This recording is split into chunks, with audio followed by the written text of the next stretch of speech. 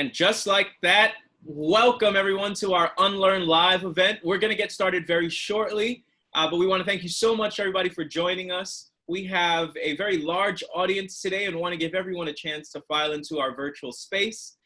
So again, welcome. Welcome to all of you who are joining us today. We're going to get started very shortly with our Unlearn live event. But we do want to give everyone an opportunity to go ahead and get settled into our virtual space, and we will be starting very shortly. So thank you again for joining us. And I'm going to do one more pass at that at least. I'm going to say a big thank you and welcome to our Unlearn live event. Thank you so much for joining us. We are expecting a fairly large crowd today, so we're going to give everyone the opportunity to file into our virtual space, but we'll go ahead and get started very shortly. So thank you very much, everyone. And I actually think on that, I think we're going to go ahead and get this party started. Welcome, everyone. My name is Chris Martinez, and I'm the mayor of Gadventures. That's right. You heard me right. We have a mayor at Gadventures, and that's me. And I get to focus on all things, focusing on our amazing company culture and the passionate, purpose-driven people that make up Gadventures. But I also occasionally get to hang out with fine folks like you for amazing events like this. So again, thanks for joining us. And we want to send a massive welcome to our amazing travel agents from across South Africa and business leaders and managers from across Asia and the Middle East. A massive thank you for joining us, and we sincerely hope that you and your families are safe and well at this time. And we can't thank you enough for spending your super important time with all of us for our very first Unlearn live event dedicated to the South Africa and emerging markets. A couple of housekeeping items before we go ahead and get started. Just want to make sure that you have the best possible viewing experience. And so you're all aware, we've collected all of your questions in advance, and we're going to try to answer as many of those as possible.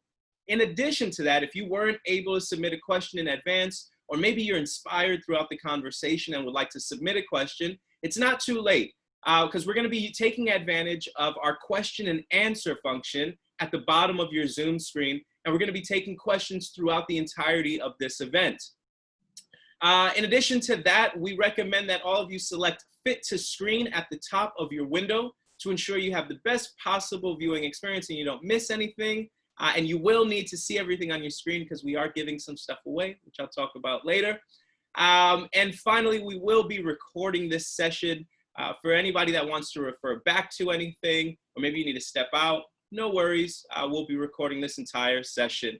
But I think that's enough about those housekeeping items. I think you all came here for one important reason, and that's to meet somebody. So I'm gonna take a moment to introduce you all to our captain here of Gadventures, Bruce Poon-Tip, who is the author of Loop Tale, an entrepreneur, philanthropist, and you might know him for being the founder, as I mentioned a second ago, of the small group adventure travel company Gadventures, which was founded in Toronto 30 years ago this year. And what a year it's been for our industry. Welcome, Bruce. Thank you. Thanks, Chris. Great to be here. It's always a pleasure to have you. Before we go ahead, excuse me, and get started with questions, I do want to take an opportunity to acknowledge something. So many of you are joining us from South Africa and have been busy with our Inca Trail Steps Challenge, which we ran last week. We had over 100 agents join us to trek the 55,000 steps it takes to hike the Inca Trail. And we have 2 great prizes, courtesy of Solomon, up for grabs for those who participated. And Bruce will be announcing the winners at the end of today's session. So please stay tuned, stick around, and good luck, everyone, with all of those. But also, well done if you did 55,000 steps, right? Great job. So much to get into today, and rather than take up any more of your time, I want to get straight into the questions. Are you ready to roll, Bruce? Ready, let's go. We've got awesome. Lots of questions, I hear. Lots of questions. This is some of the most questions I've seen from any of our events so far, so I want to make sure we get to them. So, excuse me, let's go ahead and get started. Bruce, it's been a wild few months where we've gone through different phases with borders shutting, tours suspended, lockdown, and now countries starting to reopen. How have these past months been for you and for Gadventures? Well, we're over the really tough part. I mean, in the immediate escalation of this pandemic, I guess starting around the 13th of March. I think, as a matter of fact, I mean, my second last trip at the end of February, I was in South Africa. I was in Cape Town. And that's when that's when it really started to gain traction. And it was, I knew it was going to be a problem bigger than, um, I thought more like on a SARS level or maybe even on a Ebola level. But I didn't think it was obviously going to be what it became. And so it escalated very quickly. Yeah, we had to make some very difficult decisions as a company. No one could ever anticipate, the world shutting down, because it originally started with just a couple countries shutting borders to other countries. But then when countries started just to lock down completely, and it went so rapidly, it went from a crisis to survival mode for the entire travel industry. And I think we were all put in a very difficult position as companies to make tough decisions, work with government, programs, furlough programs, terminations, and just coming to grips with, how long all of this was going to last as well. So, the last few months has been very difficult as a company trying to kind of right size your business for the moment, and that kept changing by the minute. But I have to say, with any kind of downturn or disruption in history, greatness, rises from the ashes always, and there's great opportunity on the other side of this. So we're seeing that now for the first time. And I think the last month out of the last 4 months have been more positive, us being more proactive, must be us working with our partners around the world to start working towards getting people traveling again, influencing people in any way that we can. I know South Africa has been heavily hit and is still it's still quite difficult there in terms of borders being open and cases surging.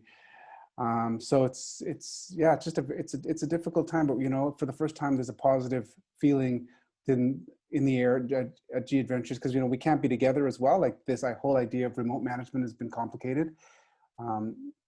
Just being forced to operate remotely. We can do it, obviously. We're doing a very good job as it is an organization, but it's not how we like to operate ideally. We love being together. We have a great culture of being together, and a big part of our business is our culture. So that's been a difficult experience as well. But with time, we're getting better at it. Even with myself personally, when at the beginning of this lockdown, I just did not work well remotely. It took me a long time, but 4 months in, I'm getting pretty good at it. So there's a learning curve here for all companies as well. So yeah, so I mean, it's still, we're still in hibernation like all other companies, waiting to travel to return, doing what we can to work with governments and different organizations to try to motivate people to travel, doing things like this, speaking to our partners and encouraging people to hang in there.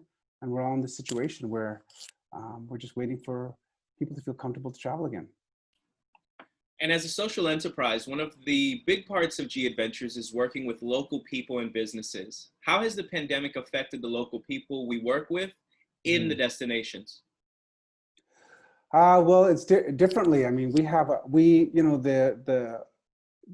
harder part for us is we do work with, just as the nature of the programs that we offer, we work with very small operators, very small family-run businesses.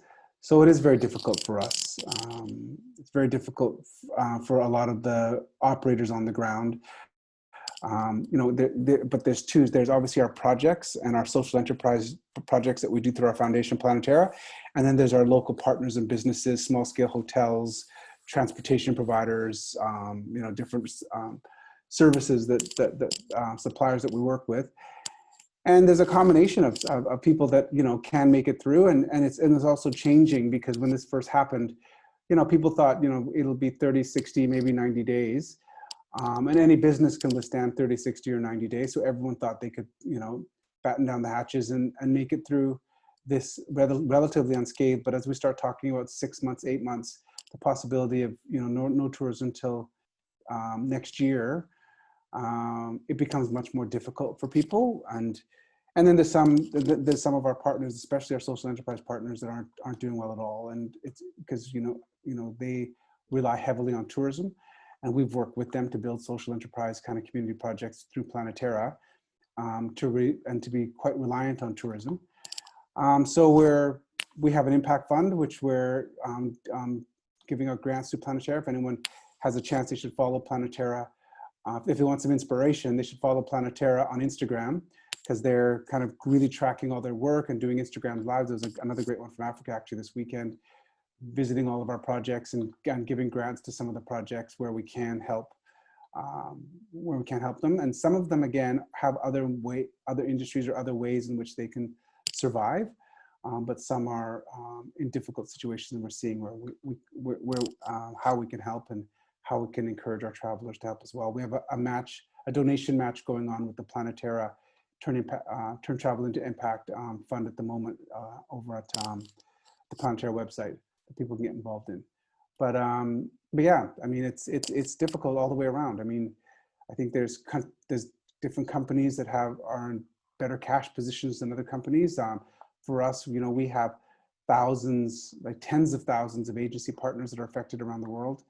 And some are doing better than others. And everyone's just now getting to that place where they're really, you know, now that we're kind of realizing that travel is going to be pretty thin from now until the end of the calendar year, I think we can safely say people are starting to make the next plan, phase 2, phase 3, phase 4, phase 5. I don't know what phase it is for people, depending on how well you anticipated things when this started to escalate in March. And, you know, while it's very region dependent right now, some of us are in lockdown, some of us are not. We here in Canada were in lockdown for a little while, and a lot of people have been using that time to learn new skills. You yourself, I wouldn't say learned a new skill, but you built on an existing skill, and you published your first Insta book called Unlearn: The Year the Earth Stood Still. Would you be able to tell us a little bit about the book, why you decided to write it, and how it applies to where we are now in terms of travel? Yeah, well, if you can imagine, it was written by accident. I don't know if anyone has ever written a book by accident, but Unlearn certainly was. At the height of this, I mean, it was a very stressful time for everybody, and it seems like I'm looking back on, you know, years ago, but it was just days and weeks and months ago. You know, when all of this happened, and we were trying to figure out a way to communicate with our customers, and everyone wanted, you know, us to put out a letter, and, you know, we didn't know what to say to our customers. I didn't know what to say. I know people wanted me to personally write a letter when we were making very tough decisions about people within the organization. And suddenly people became positions, as we were kind of in a preservation mode to kind of preserve our culture, preserve our, you know, our institutional knowledge as a business. It was just such a weird position that we were put into, whereas we're a company that's so focused on our people, but suddenly we were making sure we had all positions covered, so all of our institutional knowledge preserved, so we could survive through this, you know, you know, almost apocalyptic kind of experience. So yeah, so I started writing a letter. Actually, it was more like a love letter to our customers and our travelers and our partners. And I wrote like 4 or 5, and by the next day they were relevant. What I said, because the situation was so fluid and changing so quickly. I just kept, you know, delaying writing something because I just didn't have the words. I thought it was, you know, we were all saying, you know, let's stand together. We're going to be stronger from this, but I really didn't know that. I mean, I was getting letters from every other kind of partner, and we all got those emails from everything we ever bought on the internet, saying, you know, that, and they were all the messages were all the same. You know, we're going to be stronger. We're going to come together. We're going to make it through this together, and all that. And you know, that was all speculation, because as it escalated and spun out of control, I couldn't see how I could say that sincerely. And so I started writing a more detailed letter, and I just kept writing, and and it turned into a short book, and it wasn't long enough for a book. It's only, I think, 10 or 11,000 words, or maybe even 12,000 words. So that's only 2 chapters, I think, of Looptail. But it started forming into and so I created the name Instabook, and just to decide, and it wasn't meant to be a book, but I just thought I could download some thoughts on what travel could be, because as things started to shut down, suddenly it became suddenly this horrible incident or what was going on was terrible, but we could start seeing the opportunities, not for just us as a business, but for the travel industry and what we could potentially be and what a shutdown would mean if we push, the entire travel industry into startup mode where we all had to start over again where we are, what could we potentially be as an industry? And that's what Unlearn is about. So it's a free download. It's done amazing. It's been amazing how many people have, commented or read it and sent me messages or sent the company messages. But everyone can go to unlearn.travel. It's not, or you can go to Apple Books or Amazon, and it's a free download there. So everything kind of just came into place, Chris. Like the idea, I wrote it, and when you write a book, you have to kind of have a middle, and it has to be interesting. And so I started to massage it more. I worked with an editor to kind of make it into a small short story and book, and it actually came out really, really well. And the concept of an Instabook was born. And so, yeah, so it was just one of those things that started out as a love letter to our customers to inspire people to travel and to do better on the other side of this. A message that we've been carrying for 30 years at Gadventures. We suddenly saw a great opportunity for the industry to kind of embrace its ability to be a transformative industry. And and that's what Unlearn ended up being about. And it's been really well received. And I hope people from South Africa, and it talks about South Africa because it talks about the fact that, when I came to South Africa, I got pulled over because they were taking temperatures at the airport on arrival, and I didn't know what was going on. Actually, like coronavirus wasn't a common thing yet. I think it was on the 20th or 22nd of February, or the end of February, anyways. 21st, yeah. Is that when we flew in, or is it? Yeah. 20th maybe for you, actually. Yeah, around there. Yeah. Anyways, and so they pulled me over with a slight fever to question me about whether I had coronavirus, and went through my passport, see if I'd been to Asia. But that's all talked about in Unlearn as well. And we will remind you all how to get access to the Instabook if you haven't already. Bruce is taking my job. He's plugging all the Amazons and Kindles and beating me to the punch. But yes, we will be able to share with all of you. Real quick, we're going to get into some of your questions. And you all, as mentioned earlier, we had some really great questions submitted. We are seeing tons of engagement and energy as well. And we've seen some people use the raise hand function in Zoom. We're actually not using that today. And so rather than you all getting missed and us not getting your question, if you could please take advantage of the question and answer function, Q&A, that's at the bottom of your screen. We'll do our very best to get to those questions, and that's the best way to reach us and make sure we see your question, all right? But without further ado, let's get into some of the questions that we received prior to this event. I will say, and I please ask that you bear with me, my pronunciation on some of these names might not be perfect, but I promise I'm gonna try to do my best. But the first question comes from Monique Hartsley from Penn Travel, and the question is, do you think that we will ever be able to experience the true authenticity of a destination again? Yeah, I know. I think so. I think more so, and I hope more so. And I think, it's my hope, anyways. I mean, and that's kind of the message I've learned. It's my hope that this changes people on what they want when they travel and how they travel, and what they look for when they travel, and actually travel with more intention and more purpose when they do.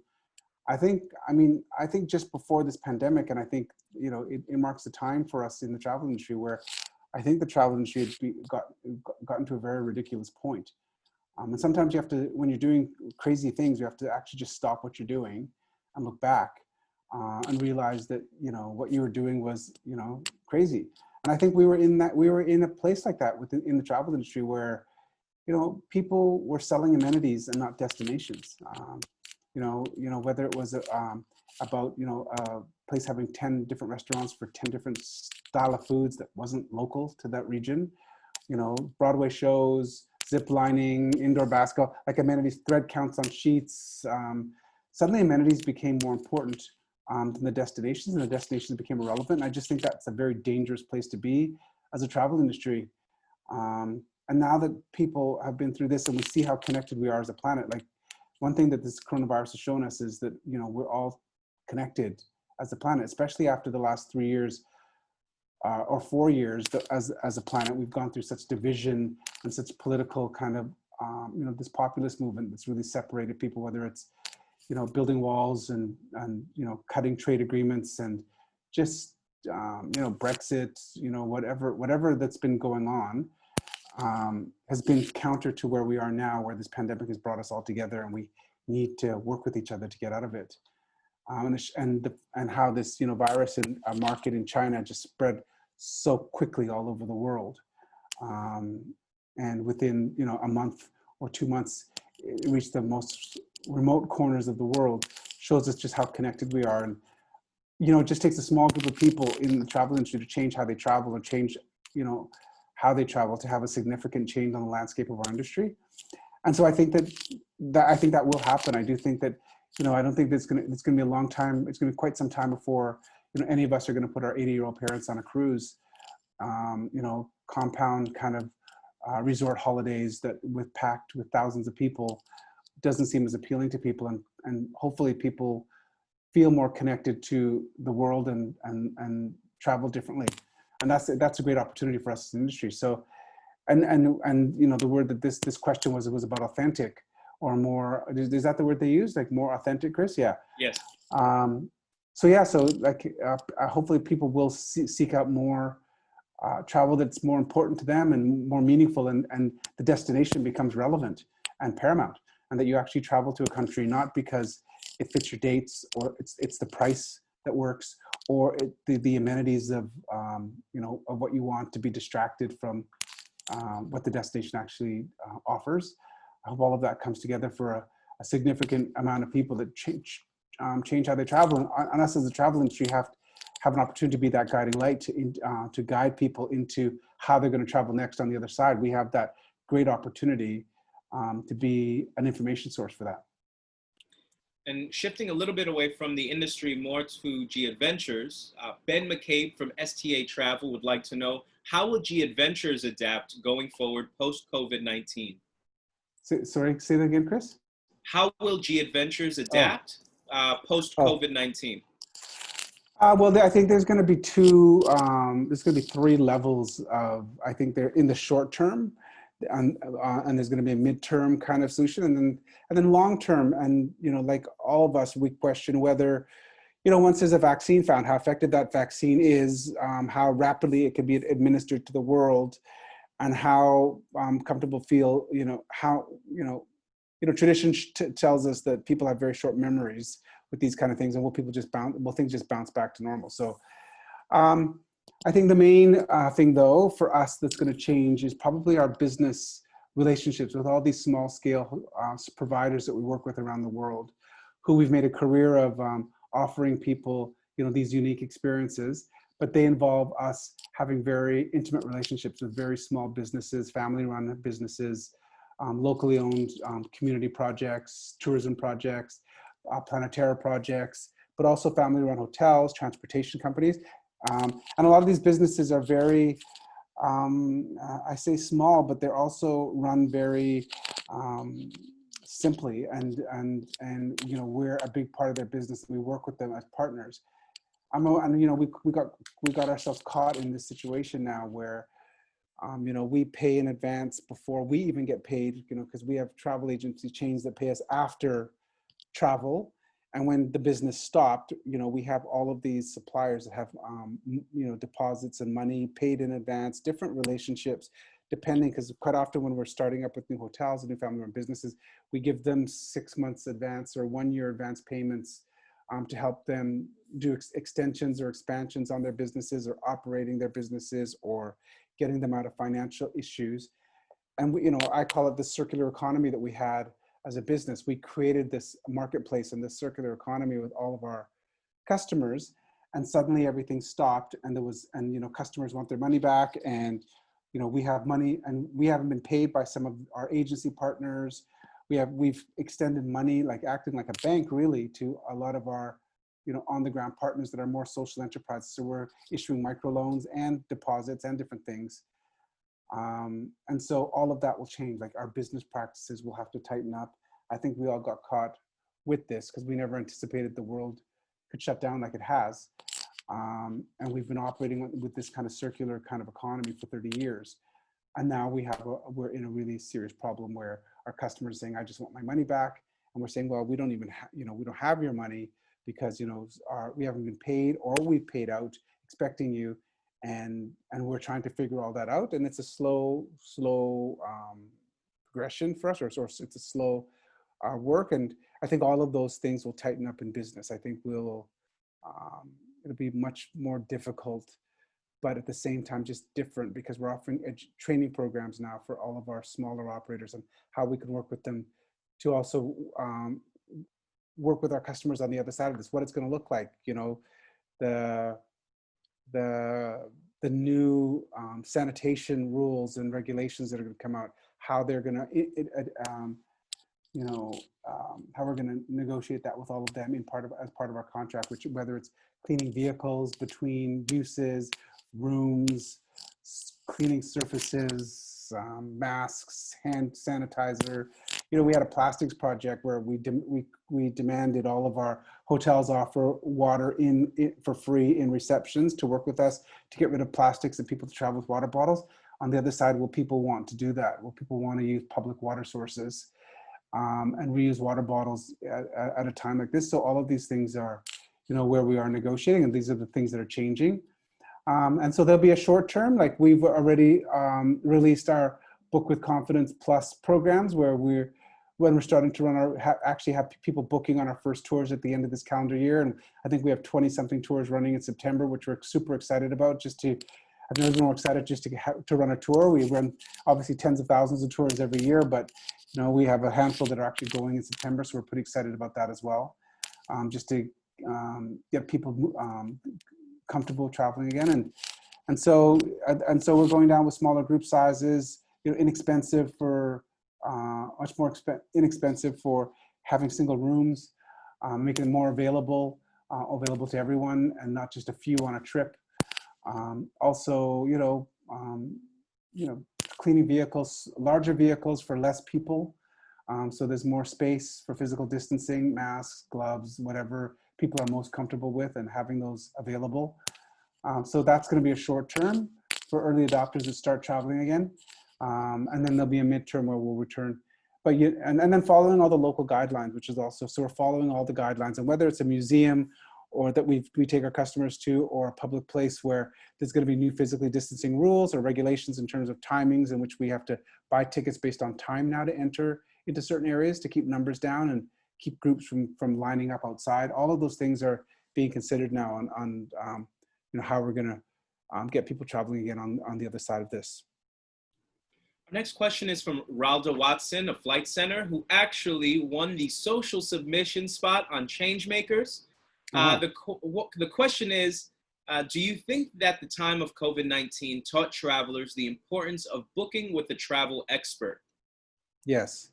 No, I definitely do. And and it's funny because anytime there's been anything like this, the strongest message from the travel industry and from travel professionals should be about the importance of agents on negotiating and navigating these times.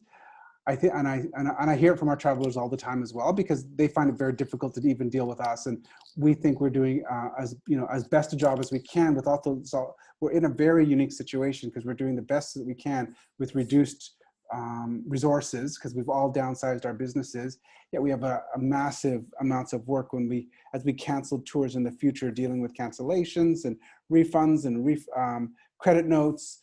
Dealing with each individual person, trying to deal with them as humanely as possible, but having for the first time to broadcast communications, which is sometimes impersonal and offensive, frankly, to some of our customers. All of that is very difficult and very difficult to navigate and negotiate as an individual customer. That's kind of just standing up for their their rights, or what they need, either to hold until they can travel, or just get information on what's going on and when travel will return. A travel agent has just proven to be such an important part of a traveler's experience when things go wrong. I mean, and so when things go right and it can be easy and you can commoditize travel and people can book it, easily through, discount websites or and bypass the travel agent. It's when times are good, but anytime there's any disruption, it's always better to be with an agent and be with a professional that can help you and help you navigate, whether it's a problem that you have it doesn't have to be a pandemic, it can be just anything. And it's proven over and over again when people run into trouble or run into any kind of disruption, whether it's on the ground, something as simple as lost luggage. If you buy a flight from Expedia and you lose your luggage, you try and contact them afterwards. It's a disaster. It's an absolute nightmare when you need assistance. Insurance claims, you get sick, something happens back home and you have to get back quickly.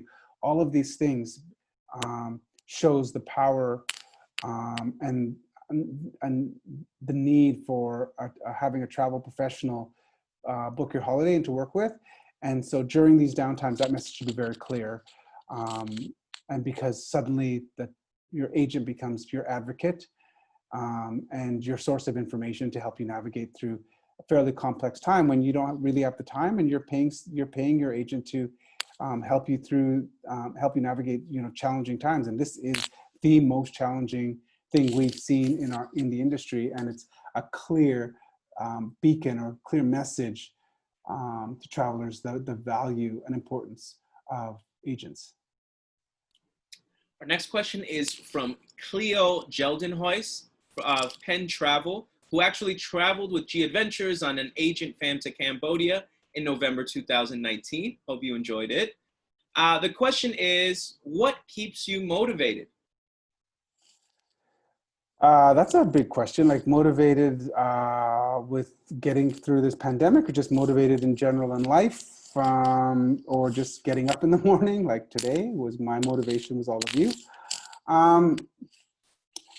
Boy, what keeps me motivated? Like, I'll just pick one. I'll just say motivated with Gadventures, it'd probably be our people, our purpose-driven model, our desire to do extraordinary things every day with what we do at Gadventures, and offer, being a world-class company, leader in our space globally, and working with partners, great partners all over the world is very rewarding work.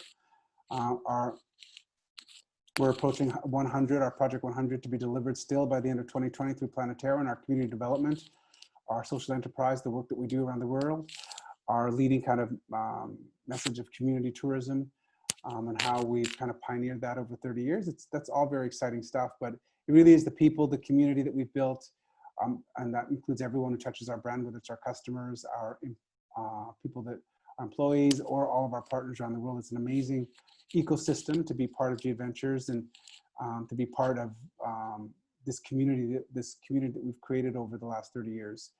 And that's super motivating. But for me personally, it's innovation that keeps me super motivated. Like continually doing exciting, new, hopefully as our agent partners knows, we spend a lot of time on launching new products over the years, whether it's, local living, wellness tours, the train adventures most recently, Landos in Africa, whatever it is, we're constantly on National Geographic Journeys, partnerships like that, Jane Goodall collections. Like, we continually innovate, and we are, we're really motivated by finding new ways to show people this beautiful planet, and making it easier for people to get out and travel, and spreading that message that travel is a force for good. Travel can be a great form of wealth distribution for the planet. If people go on holidays and are traveling to the poorest countries in the world, we can have a positive impact by just going on holidays. And that's been our message for 30 years. And that's pretty motivating to just continually prove that over and over, and find out how we can be even better and faster and stronger as a business, but also the giving back and the importance of our community development and the work that we do. That's all pretty, and bringing that and wrapping that all together with our partners and our community. Just, it's an exciting, motivating thing. But for me, after 30 years of running Gadventures, it definitely is our ability to continually innovate, our ability to continue. And we were just approached in our 30th year here. We had a bunch of projects that were going to come out later in this year that are most of which have been put on hold because of what's happened. But we're constantly innovating, and I think people have come to rely on us for that. And that's one of the most exciting things for us. And Almost myself perfect, personally. almost perfectly, and kind of building on that, Jacques Kraus from Jack Travel asks, how does G plan to differentiate itself post-COVID-19? I mean, that's going to be very difficult. I mean, I think we're differentiated, I think, just by our product and the relationship we have with our CEOs around the world, how we execute and deliver our product. I don't think anyone does, and ties it with our community development and the work that we do through Planetera and the social enterprise aspect and the dialogue we have with communities around the world. I don't think anyone does what we do as now, and will continue doing more. I think there's many people that say they do or attempt to do or think they do something like what we do, but they don't. Not to the level in which we deliver and execute on that. So I think we're fairly heavily different. But in the short term, we're going to have smaller groups. We're going to have, we're able to kind of, I think, have more control of the relationship with our with our providers on the ground, our hotels, work with them, train them, to be able to deliver an even more intimate service for our customers, because we're going to work even harder to keep them safe. Now, before it was just general safety in terms of, getting people in and out of countries and keeping them safe on the ground. But there's so much more. And I think we'll differentiate ourselves based on, whenever there's any great kind of disruption like this, or emergency or critical incident, we can consider this an incident. But as a business, you show your strength, you show your ability of what you can do. There's very few days when things are going well that you, as an operator, you get to show, your capacity and show your customers of what you're capable of. And it's those bright moments that show customers, how great you can be. And this is one of those opportunities. So we are aggressive, and we're excited, and we're motivated and pumped to show people that we're going to be the best on the other side of this, as we thought we were just before this. And we'll continue to differentiate that way. The best, in operations, we receive awards all over. We had the Grand Slam of Best Adventure Operators for many years in a row. I think there's 11 awards around the world that we've won every one of them for being the best adventure company, and that's all voted by the travel industry. And we just received one actually just a couple of days ago again, even in lockdown. And that's because, and that's how we've differentiated, and we'll continue to do that.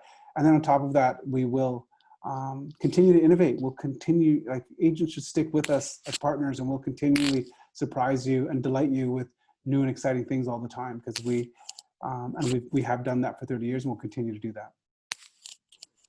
Next question comes from Rob Stables of STA Travel and Alicia DeGrief of STA Travel. And the question is, what are your forecasts for traveler volumes from now until the end of 2021?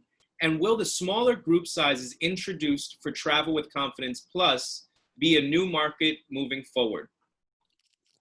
I think it will be. I mean, I think we're going to see a progression. This is Rob and Alicia.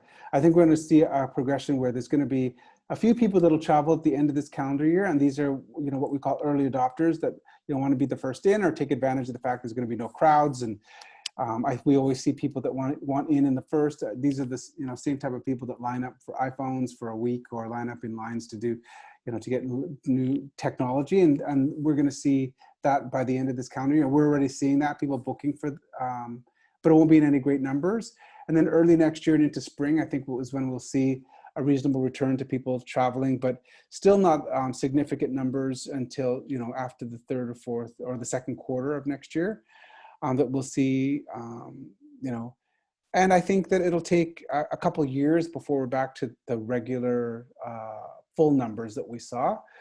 That changes every day. I mean, my opinion on that changes as the whole vaccine conversation goes on, as countries, some push to open, some struggle to push to open. We all have to be open for the travel industry to return to normal. We all have to pull each other up in this situation. Canada's doing reasonably well now, but we weren't parts of Europe were, devastated, and now they're doing very well. And we all have to help each other kind of work through this. So I think the numbers throughout 2021, by the second, third, and fourth quarter, it'll escalate and grow through 2021 in terms of passengers returning, and hopefully by the end of 2021 and early by the end of 2020, fourth quarter, fourth quarter, we'll see a reasonable volume of people returning. In terms of the Adventure Plus and the smaller group size, 12, we've reduced to 12, and our average group size is only 13. So 12 is now a maximum. So our old maximums depending on the trip, go from 15, some even less than that, to 16, 17, 18. Landos are 22, I believe. So we already have the smallest group size in the world. And our passengers like more people, because we sell and we promote, and we're pioneers in group travel. So the data shows us that our customers don't like large groups. They don't want necessarily more people, but they also like having people. And the reason they choose to travel with Gadventures is they want a group, and what is considered too small for them, and also what's possible for us for in terms of profitability running group sizes. So maximum group size 12. I don't know if it'll become a brand style long term, but right now our average group size is only 12 or 13 anyways on most tours. So we really are at that size, but that's the average when we talk about our groups maximums being 15 or 16. Our averages are still 12 or 13 anyways. And I don't think we can get much smaller than that. I think our customers, because if people want less than that, they can come to our private groups side and book independent and have less people, but people do travel with us to be with other people. So I don't know if it'll become a brand style specifically. But I think in the midterm, the sanitation, the cleanliness, the transparency that we have around keeping people safe, and around vehicles cleaned every night, rooms cleaned differently between every day. Social distancing, I think it's going to be, in the midterm, that's going to change how we do, but I don't know if it'll be a brand style long term, but we'd certainly be open to it if we had to do it, if that's what customers demanded. We're really listening to our customers right now, because it's them we have to get comfortable to travel again. I'm planning my own trip like in the next few weeks to show people that they can travel again, and so our goal is to help our customers on varying levels of comfort. There's some people that are willing to travel now, like myself and other people that are willing, but there's a lot of people that are going to need a lot of hand-holding to get onto a plane again or travel again. And we're basically saying everyone's right. And it's our job as an operator to try and solve your comfort level to get you traveling again. And so we're going to work hard to do that. Our next question is from Andrew Walton of African Overland Tours. And the question is, how can the global industry players and bodies put pressure onto the countries who don't have a reopening plan? Yeah, that's very tough. I think South Africa specifically, that's a very good question, Andrew. Every country has to have organizations. You have to band together as an industry and get that message and work with the government to ensure them of what we're going to do. So in North America here, we've worked with various organizations and groups that are putting kind of certification programs together, safety guidelines. There's going to be international guidelines. There's going to be, UN guidelines, UNEP guidelines, World Health Organization guidelines. And then there's going to be country guidelines that they're going to put in place. And then there's going to be industry guidelines. And then there's going to be individual operator guidelines. We have to follow all of those information. We've got to take the complexity out of all of it. And we've got to present that to our local governments on what we're going to do as an industry, what we're going to follow, and what we can easily follow as their government restrictions, be transparent, and help and supply information collectively, not individually, on how we're going to work with the governments to keep passengers safe coming in, because and have a uniform voice, because the government has to have that comfort level. If they want to open the borders to bring people in, especially on the tourism level, they have to feel that the industry has got their shit together, excuse my French, got their shit together collectively to deliver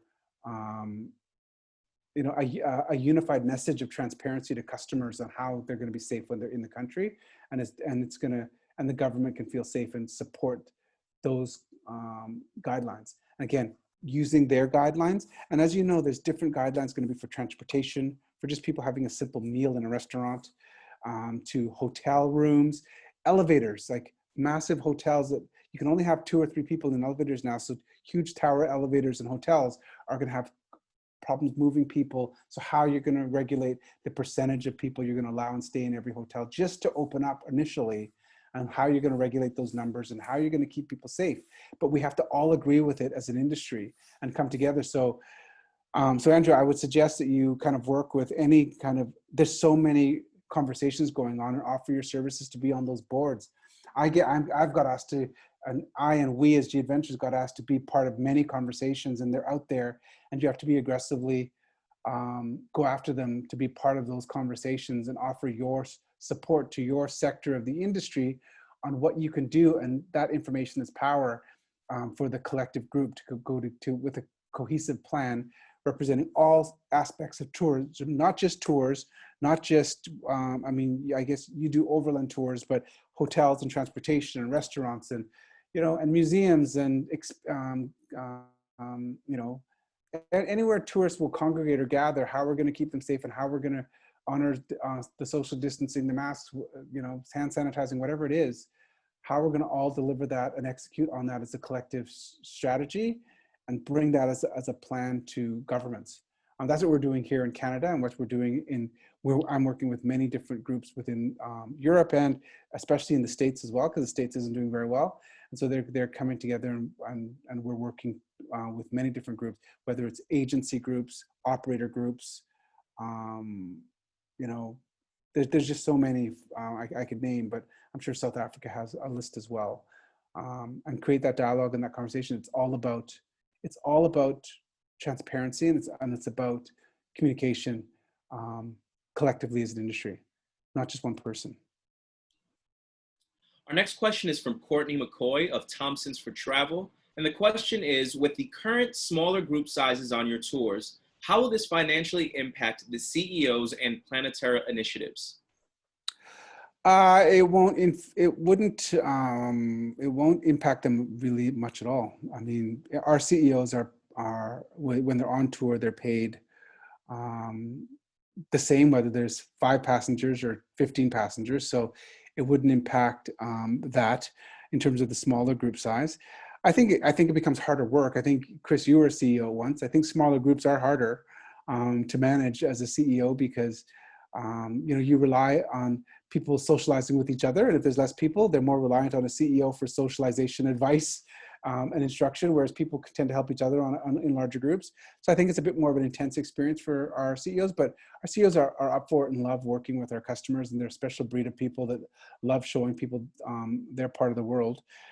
So it'll impact them definitely. But I think the experience, I mean, they're going to be trained. We're training them already in very different ways in which we're going to operate. It's not natural for any of them or any of us to suddenly, have hand sanitizer in and out of vehicles before going into places multiple times a day, temperature checks multiple times, getting into different places that we want to go. I think all of those things are, and it's up to the CEO to smooth all of that out and make it a smooth, enjoyable, nothing to see here kind of experience for our customers, and make people just feel as comfortable as possible, even though it's the most unusual and natural thing in the world compared to where we were just prior to this. But this is the new normal, and it's up to the CEOs to deliver that. In terms of the Planetera initiatives, they're happy at the moment to have any travelers to start again, and so I don't know if it's the same thing applies for them, though. When smaller groups come and smaller people, they have more intense questions, and the experience is different. I mean, you have to deliver a completely different experience. We have to, and some of them we've told that we might not be able to work with them unless they can really, some of the local community experiences really make it safe for our customers, because some of them are smaller, and we're expecting people to sit in small kind of rooms and all of that stuff has to open up, and we're working with everyone where we can. But I think what we lose is the innocence. I mean, I think where it changes the most is just that innocence of being carefree. That's what's sad. Even flying, just going on a plane again, we book all of us in this industry fly, including myself, just fly all the time, and we've just booked flights without any kind of thought of a virus or danger in inhaling recycled air, which is proving to be the planes are actually proving to be some of the safest air in the world, because there's these rumors that it's been recycled air for all these years, but it really isn't. Planes cycle in new air every second of your flight. It's actually probably cleaner air than you would at home.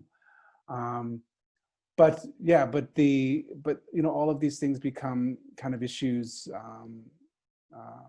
for our customers and affect whether it's the initiatives or our CEOs on the ground. It'll be different, but it'll become the new normal. But we're super excited. I mean, our CEOs and our suppliers are so hungry for the education on what they have to do, and they're so willing. And now, of course, they're willing because we've been forced into this pause as an industry, but they're hungry for knowledge on how they're gonna what they need to do to get people traveling again. So we still have a ton of questions, or a decent amount rather. And so thank you all for all of your questions. We do realize that some of you need to leave at the hour mark.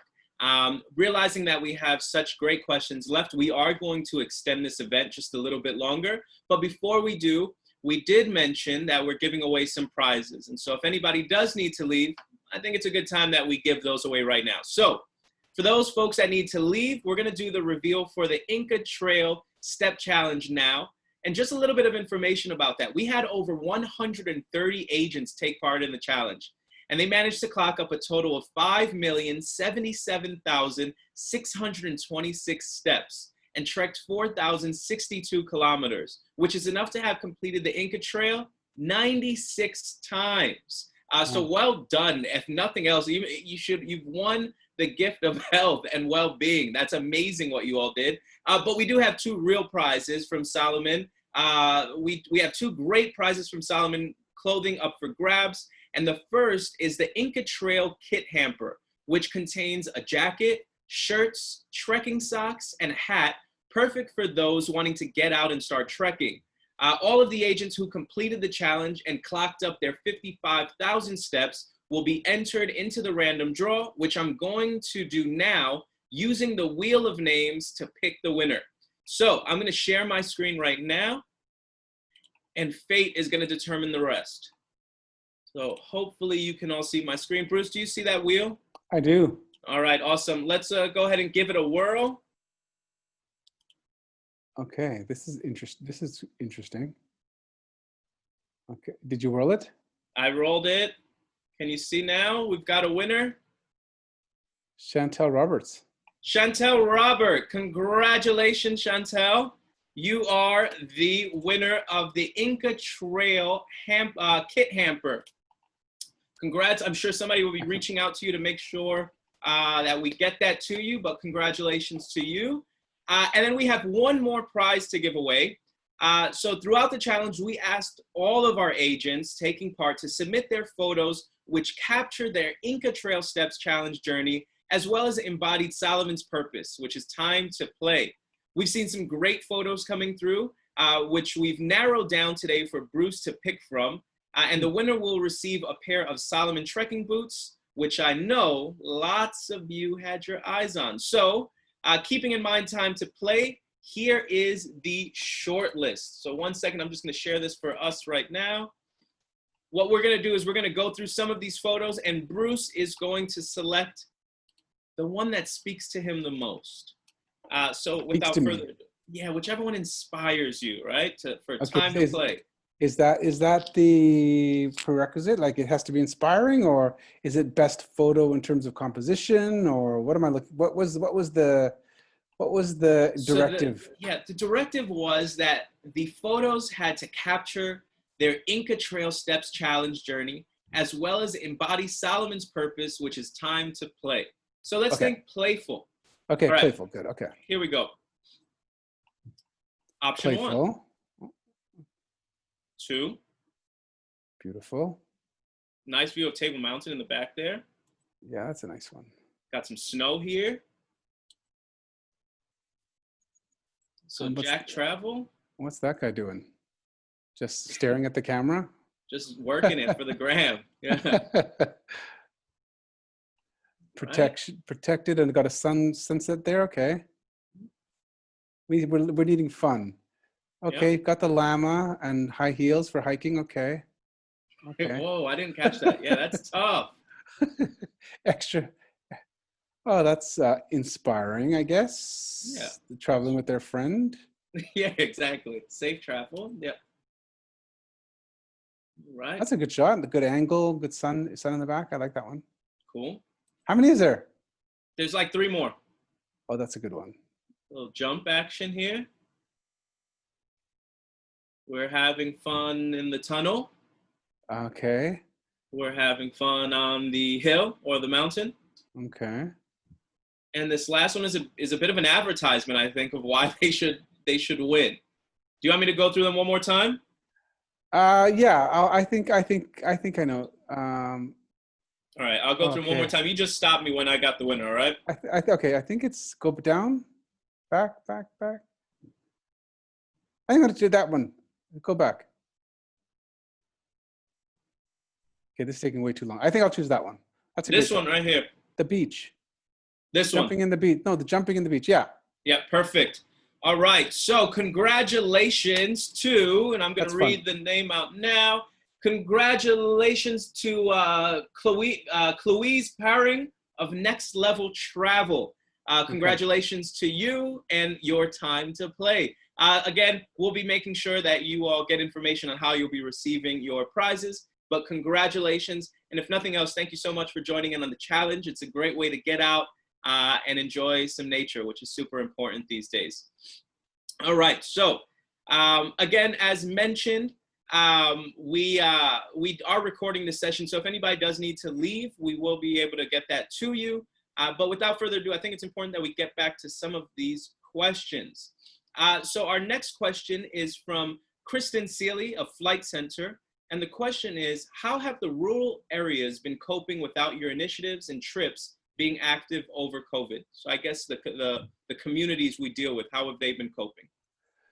Again, all of them are very different. Some of them are able to cope well, or I mean, as well as they can, but still able to cope because they have other forms of income, or they have other ways in which they can make a living. And a lot of them are farming communities, so they're able to go into a bit of hibernation as well, just like we have, and some of them are more difficult. We just gave grants to I think 380 families, for instance, on the Inca Trail for our porters, because they weren't doing very well, and so we actually just I guess it was a couple months ago now, but in the immediate aftermath of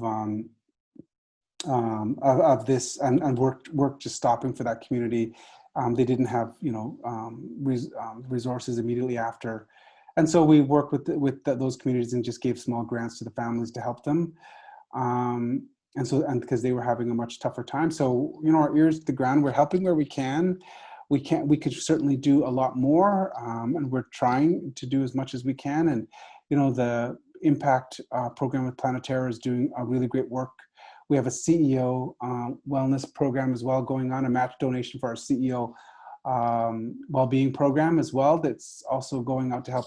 We have over 1,000 CEOs that are on contract waiting to come back to work as well. So we're taking individual cases and hearing individual situations and help where we can.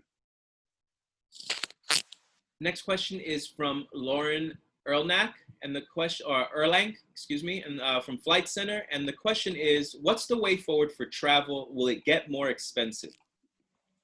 Well, that's not proving to be. And I actually said early on in these webinars that started, in April, that was going to happen, because you just think like just business-wise, planes that are less full are going to have to charge more.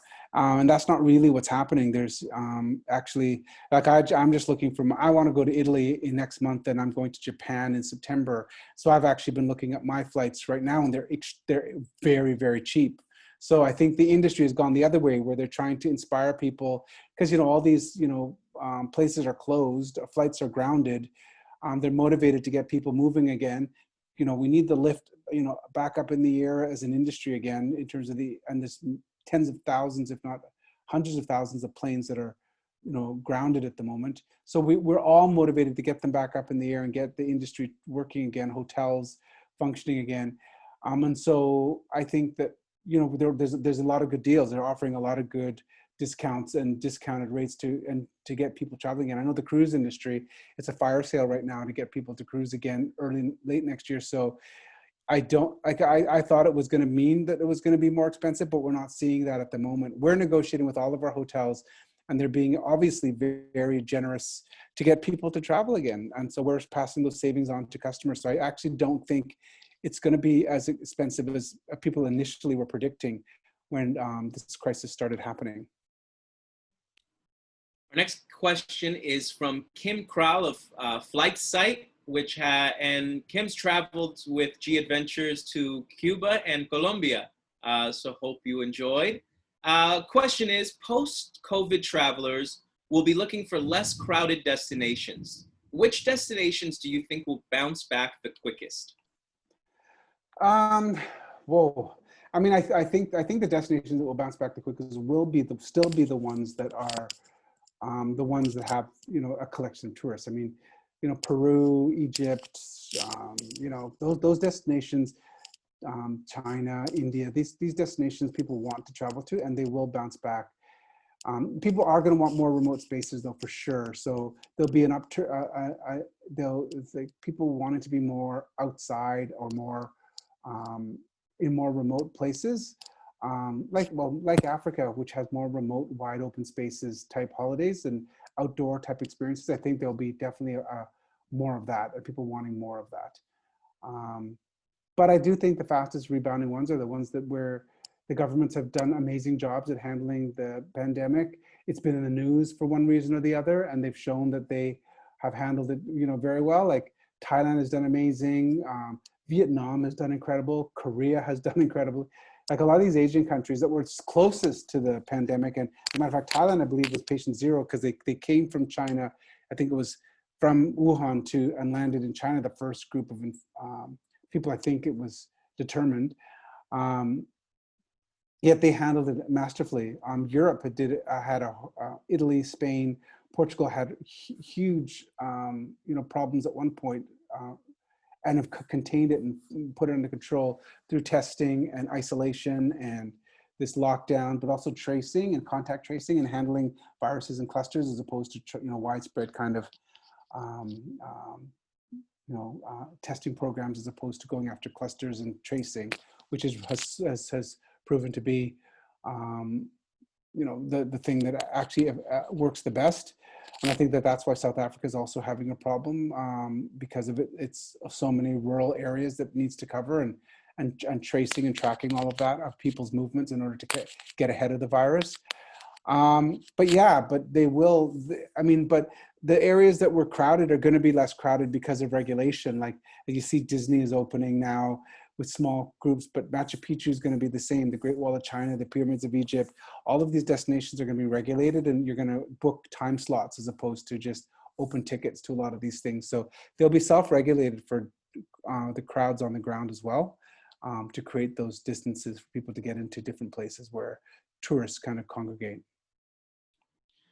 And our last question before we wrap things up today is from Annery Pappenfuss from Flight Center. And the question is, how have these times changed you as a leader? Wow, that's a really good question. Significantly, managing, hundreds of people remotely is very different than having people, in front of you, especially when we have such emotional leadership and emotional product at G.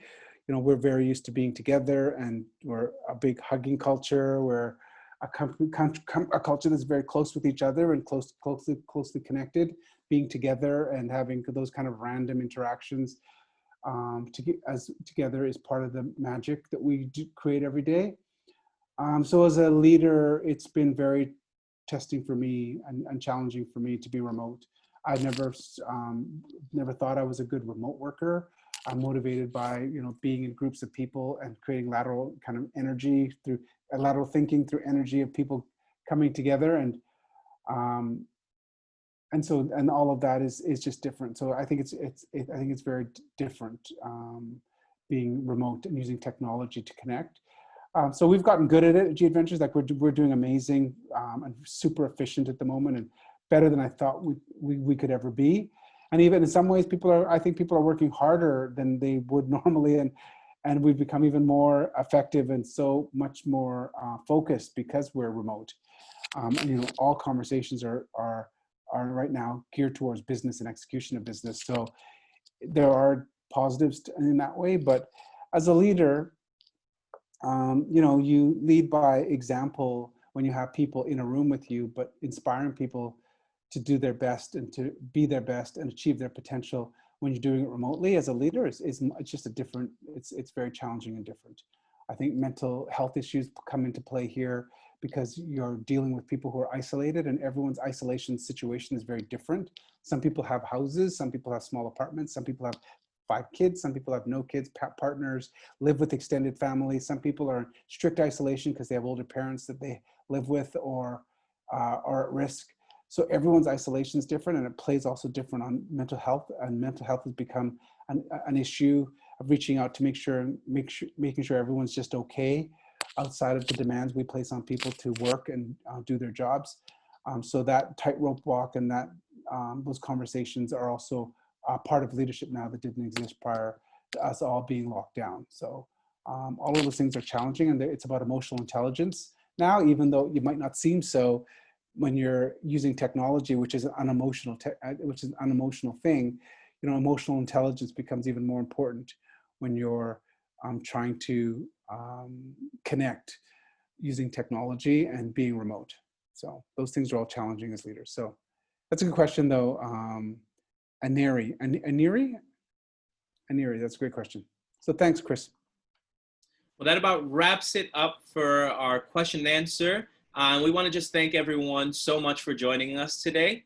And finally, in case you missed it, Bruce's Insta book, Unlearn, The Year the Earth Stood Still, is available at www.unlearn.travel on Amazon, Apple Books, and if you happen to be in Canada, it's available on Kobo as well. I'm going to pass it over to Bruce for any final words before we wrap this up. But before I do, I just want to say thank you one more time to everybody. Yes, thank you. First of all, thank you for everyone. One thing we never take for granted here at Gadventures is time, and you giving us your time is the most precious thing you could offer us, and we truly appreciate that. So I want to just make sure I say that. You know, South Africa, I know we have some other kind of remote, some of our remote and emerging markets kind of attending, but you know, mainly South African agents and partners. You guys are in the thick of it. It's very difficult times there, I know, and it's hard to look forward when you haven't hit the bottom yet, and that's where you are. You're free falling, and you know, I get asked all these questions, and I give answers with the best information I have in the minute, but it changes every minute, every hour.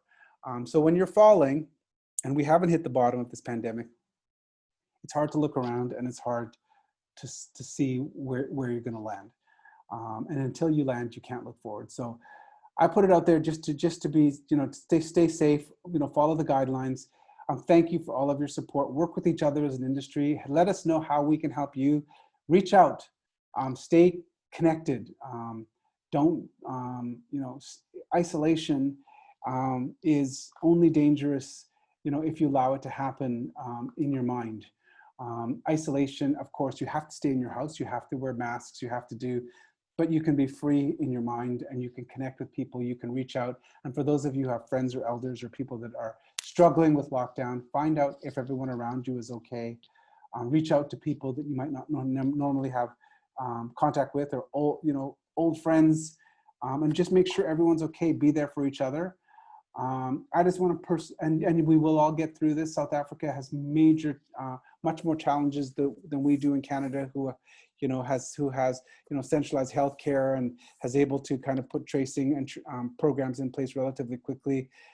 It'll be a bit more of an uphill battle for you guys, and you're seeing that, and you're in your winter, I guess, months now. So hopefully, you know, weather does not necessarily dissipate this virus, but it helps our immune systems, so we're able to fight things better. So hopefully there's better days ahead, and there will be better days ahead for all of you.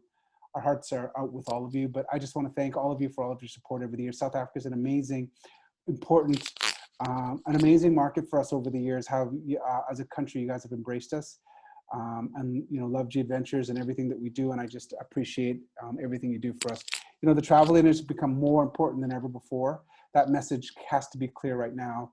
And if you're feeling, that you're down right now, just it's how you respond, and being responsive and being aggressive when you're down is probably one of the most important pieces of advice I can give you. In any downturned economy in history, or any disruption in any economy, whether it be recession, war, or depression, great brands and greatness rises from the ashes always. And it's your opportunity to have a conversation with your customers that isn't about travel. It's being as a guiding light of information. Stay tuned to the science. Stay away from the headline news. Stay safe. Thank you for your support, and reach out to any of us that are on the ground in South Africa to help support you. Joe, Brian, he's not in South Africa, but he's kind of our head of the emerging markets, who we all adore. Reach out to any of us. Reach out to me. You can send me messages and follow me on Instagram or whatever, and send me messages. And let's get through this together. And most importantly, don't over isolate. Like, isolate us in terms of staying at home, but don't let your mind and don't let your relationships and your ability to connect with people disappear or go away just because you have to stay home and you're forced into this pause. We all are, but we all still need each other. So thank you again very much. Thank you for this time. Thank you, Chris. And we're out.